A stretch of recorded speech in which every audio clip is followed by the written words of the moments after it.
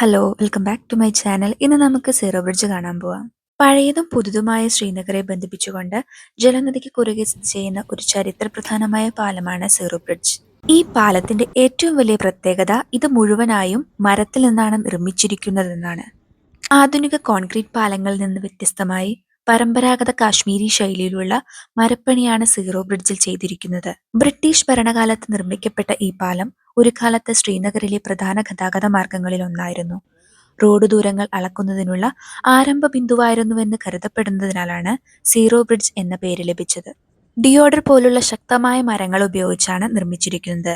ഝെലം നദിയുടെ ശാന്തമായ ഒഴുക്കിനു മുകളിൽ നിലകൊള്ളുന്ന ഈ മരപ്പാലം കാശ്മീരിന്റെ പാരമ്പര്യ നിർമ്മാണ കലയുടെയും പ്രകൃതിയോടെയുള്ള ഇണചേരലിന്റെയും തെളിവാണ്. കാലക്രമേണ സുരക്ഷാ കാരണങ്ങളാൽ ഭാരവാഹനങ്ങൾക്ക് പ്രവേശനം നിരോധിച്ചെങ്കിലും ഇന്ന് ഇത് പാദചാരികൾക്ക് മാത്രമുള്ള പാലമായി തുടരുന്നു. പുലർച്ചെയും സന്ധ്യാസമയത്തും ഇവിടെ നിന്നുള്ള കാഴ്ചകൾ അതിമനോഹരമാണ്. അപ്പൊ ഇന്നത്തെ വ്ളോഗ് ഇത്രയൊക്കെയുള്ളൂ കേട്ടോ. Thank you so much for watching. Stay tune four upcoming videos.